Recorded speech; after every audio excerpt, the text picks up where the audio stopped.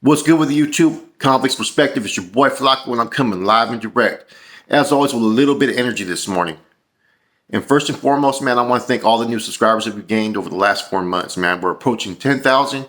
So if you haven't hit that subscribe button, that like button, please hit it right now. And on today's video, man, what I'm going to do is I'm going to be discussing Cinco de Mayo. And I'm going to break this down in about 3 different parts. One, I'm going to go into the original history of how behind Cinco de Mayo, all the way back to May 5th, 1862. From there, I'm going to discuss, the role that it played out there in the streets as a kid in San Jose, where I'm from, which was a big event. And 3, I'm going to talk about how this was fueled to unite and ignite the people as far as the Norteño collective behind the walls against any type of oppression or aggression that we faced at that time from any oppositions, foes, whether it be CDC administration or those known oppositions like the MA and Nortenos and AB. So let's first go into this, man. This is a big national holiday in the United States, and there's a lot of misconceptions that it's been branded Mexican independence. No, it has nothing to do with Mexican independence, man. And I'm gonna go into that later. So we all know Mexican independence is September 16th. So this is what occurred in Puebla, Mexico, back in May 5th, 1862. As you know, I'm a historian in mostly all facets, man. I'm pretty good at this stuff. So there was some intervention from a French Empire army, which at that time was supposed to be known as a strong, warlike machine, an army that was strong, that was trying to overtake certain areas in Mexico, right? And led by a general, Ignacio Zaragoza, some regular Mexicanos, right? An army that was undermanned, that was overwhelmed, that was fighting with pitchforks and rocks, was able to defeat a highly powered structured army of the French. That's what signifies Cinco de Mayo. 4 days later, this was declared a national holiday for Mexico by at that time president. I think Juarez was the president at that time. So this is what signifies Cinco de Mayo. What people get misconceived is the United States have propelled this event as a big holiday, and it's basically done that for revenue sales. Because think about it, Cinco de Mayo at that time of the season is coming into late spring. The weather's good. It's for economical value. Let's promote it. Let's promote this festivals, and that's what the big thing in the United States is behind Cinco de Mayo. Now, as a kid growing up in Sanjo, right, in the Sanjo area, right, Cinco de Mayo played a very huge impact in mostly all of us kids from all these barrios, man. San Jose was the key location that every city went, man. It didn't matter if you were from San Fran, if you were from Sacra, Stockton, Modesto, all the cities, all the Norteños would come all the way to San Jose. And at that time, this is when we used to wear our best fits, man. You know what I mean? I just did a video with Cholo Trucker. He hasn't dropped it yet. And we talked about the Raza culture back then. And because he had a little bit of misconceptions of how we used to dress back then. And I guess he had heard a few spills that I did. And what people don't realize, man, anybody from our time there knows, man, we used to go out there, man, our best fits, man, all cholo down. Rolling in bombas, bumping oldies, lowriders, brim hats, suspenders, all pachuco down, man. When Cinco de Mayo events would occur, we would all get in our best fits. You know what I mean? It would take sometimes 3 to 4 hours to get ready. And San Jose would be packed, bumper to bumper. The cops couldn't even stop it, man. I mean, there's been times out there on Cinco de Mayo to where when there's been riots, a few times back in the days, the Nortenos tried to go, and that was a no-no for them. That's like us trying to go to LA, trying to go to a Cinco de Mayo event, flamed up in our colors, man. And they got the business back then. Let's just keep it 100, man. But they did try to rush Cinco de Mayo a couple times back in the 90s, man. It just ended up bad for them, man. But it was a time back then, man. It was fun. Cruising Santa Clara Street, man, all the way to Story and King. Everybody would turn around where the 7-Eleven is right there, man, by the Newberries. This was common. And what you would do back then is you would go to different areas wherever you kicked it at, man. Like Me and my homeboys, we used to kick it at the on San Antonio King in that taqueria, the big taqueria, that was posted right there. That used to be one of our spots, man. But what you would do is you would go out there, man, and everybody had their 12 pack, their bottles, you know what I'm saying, drinking, and you would just be having fun out there, man. This was a place to go to pick up on females. I don't know how many numbers I used to get back in the days back then, man. And everybody post up. You know what I'm saying? Everybody had that whole stilo of being a gangbanger back then in the 90s, all cholo down. You know, and you'd have people from, like I said, from Dakota, Hayward, Oakland, San Fran. It would be a pack, a melting pot of all kinds of different homeboys, man. And it was a celebration for a time because the weather's good. You know, it's on the verge of summertime. School's almost over. And Cinco de Mayo would go for like 3 days sometimes, man. It would be a big event, man. You know, I remember as a time, I got arrested one time, Cinco de Mayo, man, for drunk in public, man. You know what I mean? That was an experience when I was like 18 years old. You know what I'm saying? I had to be in the drunk tank. I was so pissed off, man. You know what I mean? With all the crimes going on out there, people getting jumped and stabbed and fights kicking off and, you know what I mean? People just running amok out there, man. I got arrested for drunk in public because a cop told me to get out the streets and he just looked at me and just wanted to mess with me, man. That's happened a couple of times, man. I remember they maced one of my homeboys one time, man, because they told him to move. And next thing you know, we kicked off right with the cops. You know what I mean? They maced him, they pepper sprayed him, and next thing you know, we started throwing bottles. And what led that to is everybody else started throwing bottles. And so even the police out there, for the most part, knew that they couldn't contain Cinco de Mayo. So they would try to allow us to do what we did as long as we contained the violence. But every once in a while, you'd have some road cops out there that want to beat some heads in, and it's not the place to do that.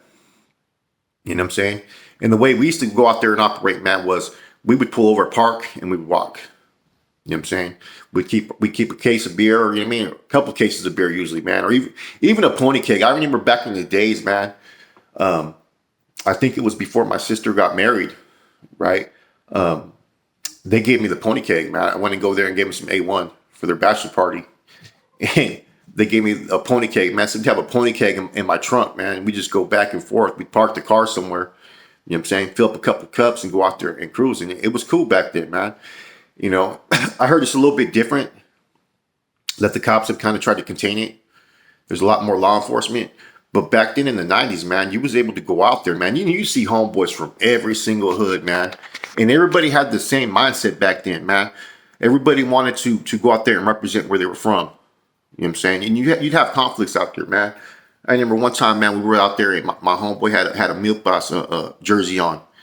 And these dudes tried to tell my homeboy he had to take that off. And we were like, nah, we ain't taking it off, man. Either get off where you're mad at or let us reside. And fortunately for a couple of us, we knew two of those homeboys. And they're like, man, these dudes are cool, man. These dudes are solid, man. But, you know, there was a lot of set tripping back then, man. And so when you go out there, everybody's on their toes, man. But, you know, it's not like nowadays where everybody's packing 30-round clips or they got the 100-round drums in the trunk. You know what I'm saying?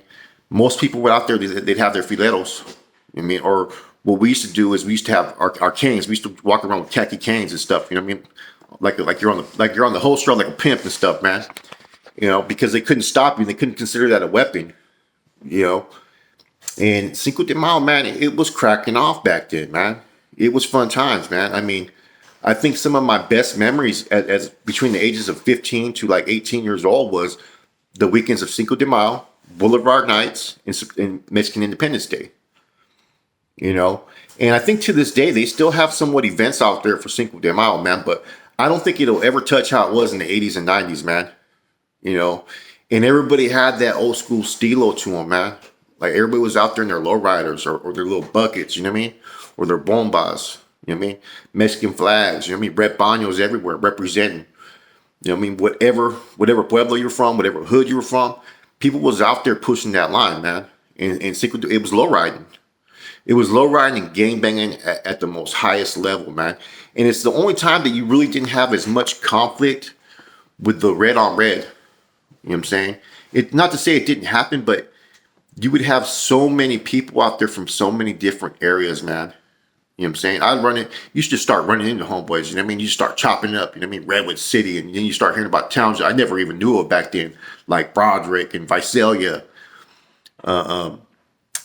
Merced. You know, as a youngster, on the streets, you stay into your confines of your community, so you just know your main hoods. You know what I mean? Like San Jose, Sunnyvale, Santa Clara, Gilas. You know what I'm saying? You don't really think of running into homeboys from Oakland or Santa Rosa or Vallejo or different areas at that time, man. But for Cinco de Mayo, man, it was a huge event, you know, and that's how it was, man. You know what I mean? Nowadays, everybody out there, man, they're acting totally different. Everybody got some 30-round clips ready to let go. You know what I mean? No one's really trusting each other like they used to. Back then, it was a lot of, there was set tripping in the 90s, man, but this was the one event where you'd have a lot of big homeboys that went out there too, man, and they would try to push that unity out there in the streets. And, they would start having juntas right before these events to make sure that everybody was in line. You know what I'm saying? And we would hear different rumors, but back then it was more about your hoods. You know what I'm saying? But the rumors that was speculated on the streets is, we hear the Sureños are going to try to overtake, they're going to try to rush Cinco de Mayo. And sometimes they tried to, man. You know what I mean? They tried to downtown one time. They came off of Reed and Williams. You know what I'm saying? And it ended up bad for them. And even some of them were trying to infiltrate wearing red. But all it would take would be a couple people to identify them, and then it would kick off, man. But that's my experience with Cinco de Mayo, man. I've also had some other fun events to where when I got out of prison, I was out there with the Carnales. I was out there with Chico Rose from Salinas, Gabe Carachoa from Salas. I remember Gabe Carachoa, man. He went into this bar called Emma's, man. He's in the feds, man. That was my boy, man. G Money. You probably heard of him in Boxer's book, and he was indicted in Operation Valley Star. And I got a relationship with him basically at the time when through Chico. Him and Chico were real close, man. And I remember this dude would go in there, man. He ordered, because he was a baller. That dude was moving weight out there in Salinas, man. He'd order like 100 shots of Patron and 100 Coronas for the whole bar. And he'd get so drunk, man, he'd start throwing like money in the air, man. We had to grab his ass and tell him to stop doing what you're doing, man. But we had some good times, man. Good times back then.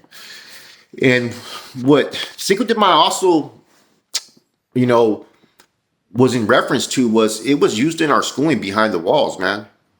You know what I'm saying? As Nortenos, against oppression from the administration and against the Sureños and against the MA and AB and all these other factions. Because anybody who's ever did any time behind the walls remembers, man, the Norteño collective, we've always been outnumbered.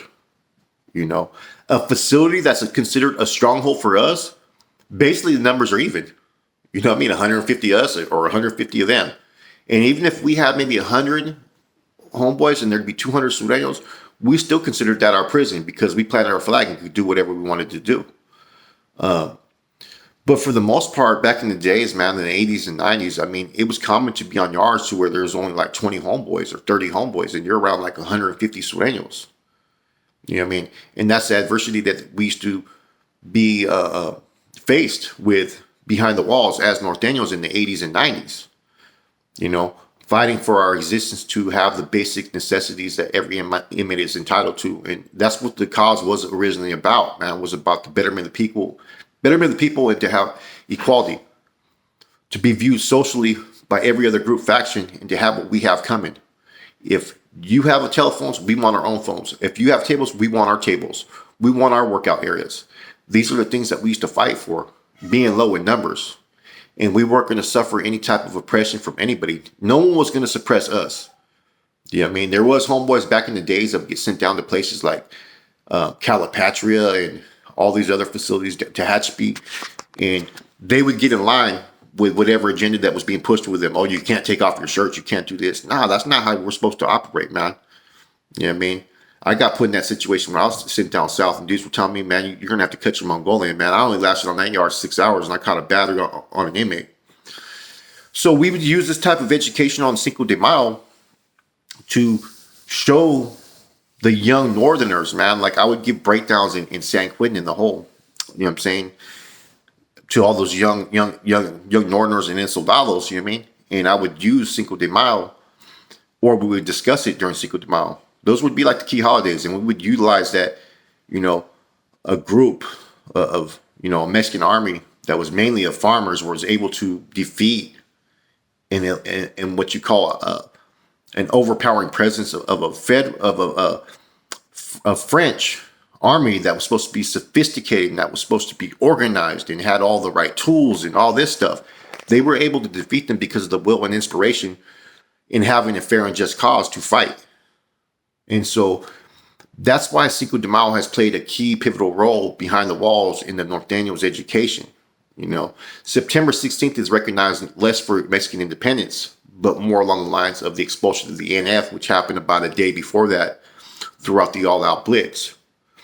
But Cinco de Mayo has been used in other ways to inspire the gente. Like, look, if a bunch of farmers that just decided to join an army at that time decided to stop French intervention and defeat this army, what can you do against the same type of threat and oppression? So it was basically used as a seed to plant in the heads of young youth to inspire them to strive and overcome any type of obstacles and adversity that you face, because it wasn't always easy in prison, man. I experienced that firsthand. I seen both sides, to where we went to a facility to where we had a stronghold presence, to where we had the numbers and we could do whatever we wanted to do. That's a rare exception back then in the 80s and 90s. There was only a couple facilities like that. I've also experienced to where you get sent down south, you know what I'm saying? And they're right on your helmet. They're talking smack to you. They're trying to dictate your program. And those are the things that we used to fight against back in the days. This is when there was a fair and just cause to fight for. This is when there was what you would call the struggle. And the struggle for the Norteño Collective back in the days was to secure, educate, and establish a foothold for the presence of your gente, so you can go to a prison and take advantage of all the privileges and incentives without threat from the opposition. That's clearly what the struggle is. The cause can be broke down: conduct, awareness, unity. I used to tell people that's kind of all irrelevant, man. What the cause is basically supposed to be for is for the betterment of the people, to where you can have some type of foundation for yourself to take advantage of all these, whatever you can attain within a prison confinement. A lot of people don't take advantage of this. It's kind of changed now as far as what the cause is about, is how we can generate money on these prison lines. It's more, you can't even go to fire camp no more where you can learn a trade. Sometimes homeboys are dictating what type of vocational trades you can take, because they don't want you in certain jobs, because you're more lucrative if you have this porter job over here where you're making maybe I don't know how much you make nowadays, man. But now everything is not put in the best interest of you and your future, as opposed to you in the present, what you can do for the organization or what you can do for the people there. So Cinco de Mayo, man, like I said, this is like a 3-part little breakdown for you guys, man. One, a little bit about the history, man, which if you don't know, people get different misconceptions, but that's, the truth of what happened during Cinco de Mayo. It's a very simple story, in Puebla, Mexico, and it's a very unique story, and it's always been recognized. But it's not even that big of a holiday in Mexico, believe it or not. Believe it or not, September 16th is a bigger day. The Day of the Dead and those type of events are even more bigger. But it's become a United States type of holiday. And that's been fueled by the businesses, because Cinco de Mayo brings in just as much revenue as the Super Bowl, believe it or not. The weather's good. People are going to be drinking tons of Coronas, tons of tequila, margaritas, tons of Mexican food. So it fuels the economy. You know what I'm saying? And the bigger businesses are able to take advantage of it. I mean, most businesses, they want these Cinco de Mayo events to happen. They want the youngsters out there cruising. As long as they can be contained and they don't destroy their businesses, it brings in money and income. And that's the whole focal point of this, man. But, this is just a spill, because I look at it today. Today's May 1st, man. And Cinco de Mayo is on the rise. And I was trying to think of something different I can give to you guys. A different type of spill. So I figured I'd touch on Cinco de Mayo, man. It was fun times. I remember getting ready, man. Creasing my same Ben Davis, trying to make those creases perfect with some starch, man. Getting that magic tape, trying to magic tape my baby cuffs, you know what I mean? Sitting there for an hour, man. So, you know what I mean? Putting on my hairnet, using the whole can of Aquanet, man. Trying to get my hair perfect, man. And just trying to take that off, man. creasing my bando, getting it all ready and stuff, man. Those were fun times, man. Making sure I had a pen and some paper, man, to pick up all kinds of highness numbers, man. That's what Cinco de Mayo was all about, man. Everybody knows, you know, bringing, getting my oldie tapes. I think we were using cassette tapes back then, maybe some CDs, man, but getting my oldie cassette tape ready for all the songs I wanted to hear and stuff and bump in the car, you know what I mean? Whether it be Santana or Milo or, you know, Marvin Gaye, Earth, Wind, and Fire, all that stuff, man. Getting ready out to go out there, Smokey Robinson, to cruise, man, and have a good time, man. And then getting all that Beasto ready. You know what I'm saying? Because it's going to be on the cracking, man. That was Cinco de Mayo. I don't know. I haven't been to a Cinco de Mayo event in years. I heard that it changed. I heard the cops are more of a presence out there. And they're shutting things down. They're shutting down the roads. There's less cruising. But back then, it was fun. And there was less law enforcement to detour us from doing what we wanted to do. It was the one time of event, I'd say, to where if we wanted to at any time, we could take over the whole city. Literally. There was that many gente out there. You know what I mean? But everybody was out there having a good time, man. Pulling females, going to after parties, Like I discussed before, we used to have that saying where we used to call, we used to sometimes go cruising. We'd go out there for the normal hours, you know what I mean? Like 8 to 12. Go back, and then we'd go drink for a couple hours till like 3 or 4. And then we'd go out cruising again at 4 o'clock in the morning. And we'd look for what we used to call stragglers. And what a straggler was those leftover females that were still out there cruising that haven't gone home with anybody. Or decided to cruise longer instead of go with the guys that kept on trying to pick up with them. Because you figured if there was females out there at 4 o'clock in the morning, they were ready to go kick it. You know what I'm saying? So it was fun times as a youngster, man. But this is just a little short spiel, man. I hope you guys have a safe and peaceful Cinco de Mayo. Don't go out there getting in any trouble. Don't get caught up, man. There's going to be a lot of idiots out there in the roads, man. This is your boy Flacco. Stay positive and productive, man. And this is my message for today.